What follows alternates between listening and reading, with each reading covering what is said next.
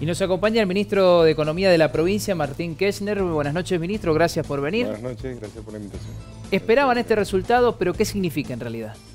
Esperábamos porque es un trabajo técnico que llevó 2 años de análisis, de despejar dudas técnicas, despejar dudas ambientales, de que 4 de los 5 gobiernos o gobernadores representantes en el COIRCO, que es el Comité de la Cuenca, entendían que era beneficioso para toda la cuenca, porque esto ¿qué va a representar? Además de la parte energética y del trabajo y de los puestos de trabajo y el desarrollo del vector energético de Mendoza como un vector de diversificar su economía, que se había paralizado en el 2002 cuando se terminó Potrerillo, esto va a generar además un beneficio desde el punto de vista de la administración del agua.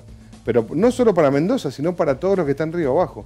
Porque cuando el agua viene en exceso, que pasa en alguna época del año, se pierde porque pasa de largo, no se administra.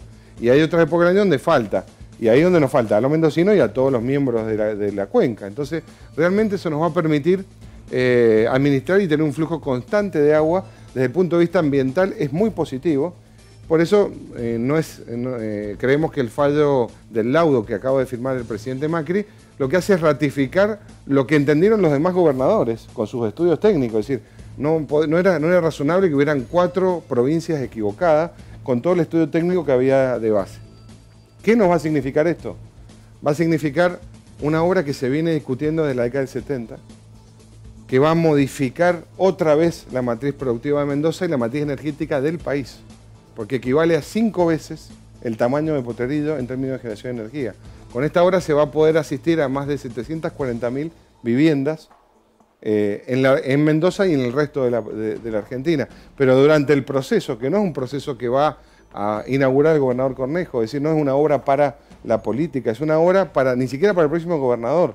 El que la va a terminar va a ser el otro gobernador, es decir, dentro de 5 años, cuando se construya esa presa. Pero en el proceso le va a dar estabilidad, por ejemplo, a Malargüe, que necesita una redundancia eléctrica, va a hacer un desarrollo, además de ambiental, un desarrollo turístico, va a permitir una construcción y una mejora de todo lo que va a ser ese viaducto, ese canal que va a ser la Ruta 40 que va desde al Sosneado y del Sosneado al sur. Es decir, va a mejorar una gran cantidad de aspectos que además durante el proceso van a generar puestos de trabajo, que es lo más importante en materia de la inmediatez del sector laboral. Ministro, ¿no? Para ir más o menos entendiendo de qué se trata y concretamente con algunas preguntas puntuales, ¿quién va a licitar la obra?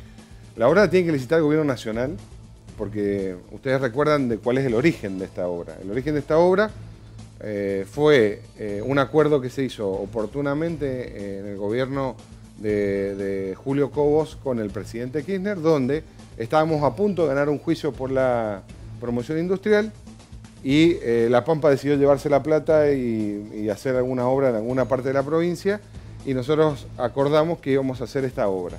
Por supuesto, después, durante los gobiernos de Cristina Fernández de Kirchner, no se cumplió la palabra ni el convenio, y recién ahora el Gobierno Nacional ha demostrado que tiene deseos de hacerlo, y en estos 2 años, inclusive con este laudo muestra, y lo ha dicho el presidente en el sur hace un poquitos días, que no va a cesar en que se construya esta Pero el origen de este convenio fondos, no era que lo iba a licitar la provincia, no iba a que iba a licitar la provincia. Inclusive el primer estudio que hubo, que se convocó a un grupo de empresas para llevar adelante inclusive una consultora que se la conformó a través de una UTE, como Ingetec, Incona, Jaime Lande.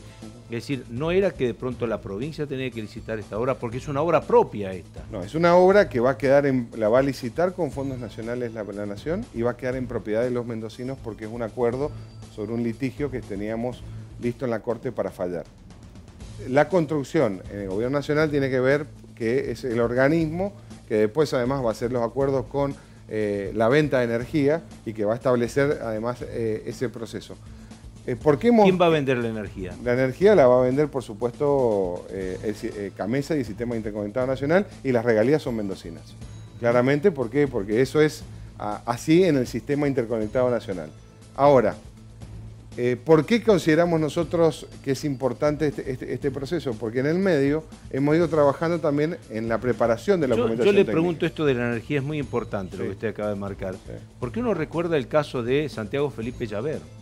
De los nihuiles. ¿Sí? Cuando decidió pararle los nihuiles al presidente Alfonsín, más allá de ser su amigo, un hombre de mucha confianza, decidió pararle porque él entendía que los nihuiles son mendocinos y que deben tener justamente como recurso mendocino el beneficio para Mendoza. A ver, ¿por qué la provincia no va a poder cobrar directamente la energía que produce y por qué no vamos a tener similitud con el caso de los nihuiles? Porque eso, el sistema eléctrico, el que provee el sistema eléctrico es el sistema nacional, es a través de Camesa. Es Camesa quien... Es solidario el sistema. Claro, por supuesto que le van a pagar a la provincia por la generación de la energía. Sí, regalías. Regalías y le van a pagar por la generación de energía, va a haber una administración, pero estamos hablando de un proceso del cual primero hay que construir la represa, y hay que construir no solo la represa, sino 5 obras que son tan grandes como la represa, que es correr la ruta 145, la 226, que son rutas provinciales y una ruta nacional, relocalizar las loicas, como se hizo con la vida de Potrerillos, y construir la línea eléctrica que saca la energía y la conecta al sistema interconectado. Recuerden que el sistema eléctrico es un sistema administrado por la nación. ¿Quién produce, por supuesto, en este caso, si somos los propietarios nosotros de la represa, que nos quedaremos con la regalía y con el derecho de la administración de la represa? Porque en su momento se pensó hasta en venderle energía a Chile, teniendo en cuenta que el Pehuenche es uno de los pasos más bajos. Pero eso es algo, ¿no? Nosotros vivimos en una república federal y esa es una atribución del gobierno nacional. Que seguro en Mendoza va a quedar, además de la construcción, todo lo que tenga que ver con regalías y con la administración de la venta de esa energía, sí, seguro, porque eso va a ser una obra que va a ser de los mendocinos. Además también de los argentinos, obviamente, porque vivimos en una república. Ahora, la administración queda en manos del sistema federal, porque así lo dispone la Constitución Nacional, lo disponen las leyes nacionales en materia de energía. ¿Qué va a pasar con todos los que se vean afectados por justamente esta obra? Bueno, el gran trabajo que se ha hecho acá es tener en cuenta absolutamente todo lo que tiene que ver con impacto social e impacto ambiental. Tal es así que los pobladores de las loicas han elegido 6 lugares probables, que ahora cuando se licite y se adjudique la obra y se empiece a construir, hay que seleccionar dos y de esos 2 quedará el definitivo para ver cómo va a ser reubicada esa vida. Se han hecho estudios de transhumancia. La transhumancia, para que sepamos, yo lo aprendí ahora en este proceso, es cómo se hace la pastura del ganado caprino. Es decir, hasta se ha estudiado cómo va a impactar y cómo mejorar para que los productores de la zona mantengan su producción caprina. Tal es así que además en la legislatura de la provincia, a través de todos sus representantes, votó por casi unanimidad, yo diría en alguna cámara unanimidad, la afectación de la tierra y la posibilidad de hacer las expropiaciones para este proyecto hidroeléctrico. Hemos ido cumpliendo cada una de las partes. Ha intervenido la Universidad Nacional de Cuyo, hay estudios de manifestación de impacto ambiental. Todavía no se termina el proceso porque se va a seguir con el proceso y con las audiencias públicas. Todo esto se hace en paralelo mientras se avanza en el proyecto ejecutivo, que en borrador ya tiene 1000 fojas de documentación técnica y miles y cientos de planos que deben prepararse para que cuando venga la oferta sea transparente, sea una oferta cumplible, no sea los blancos, digamos, que se licitó, como vos bien mencionabas. Se hablaba de que lo iba a hacer la provincia, se hablaba, pero no había un proyecto. No se sabía cuánto salía la obra porque no se sabía si la geología estaba a 20 metros o estaba a 100 metros. Si había que, el murallón había que hacerlo sobre roca a 20 metros o había que hacerlo sobre roca a 500 metros. Es decir, realmente no había información, solo habían palabras. Hoy hay técnica y ha despejado cada una de las variables de la provincia que nos había pedido el COIRCO y después la Nación. Ahora viene el proceso de licitación, que no es corto, ¿eh? Tiene un proceso. No, tiene su proceso. Tiene su tiempo porque es una oferta y una propuesta muy grande. En aquel momento yo recuerdo que había hasta 8 empresas y UTES interesadas en la construcción de la presa, ¿no? Pero, claro, a nivel provincia, cuando supuestamente la iba a licitar la provincia. Eso es lo que me extraña realmente, el cambio que hubo, ¿no? Bueno, pero es que es un cambio extraño de pasar de una licitación de la provincia a una licitación nacional. No, pero que no es un cambio. Primero que nunca estuvo acordado de ninguna otra manera, porque nunca hubo proyecto ejecutivo por parte de la provincia ni de la Nación. Habrán habido funcionarios que hablaban, pero no habían realidades. La realidad ahora es que nosotros estamos trabajando en los borradores de los pliegos y vamos a aportarle a la Nación prácticamente los borradores de los pliegos. O sea que el ente licitatorio, por una cuestión razonable, porque los dineros los debe aportar la Nación. Y terminada la obra, llave en mano, obviamente con la participación nuestra, la obra queda para Mendoza. Entonces, vamos a participar en el proceso, vamos a trabajar en los pliegos, vamos a seguir el proceso, vamos a tratar de que ese proceso tenga una gran parte de compra mendocino, como lo hemos hecho y lo hemos mostrado en cada una de las acciones que hemos venido haciendo acá en la provincia, y vamos a seguir la construcción a pie juntidas para que el proceso tenga claro los planos y los plazos de obra para que los 5 años se cumplan. Todo lo demás, Ricardo, eran lo más de los 35 años de hablar y hablar y hablar. Es el caso de Los Blancos. Se licitó una obra cuando solo había una idea.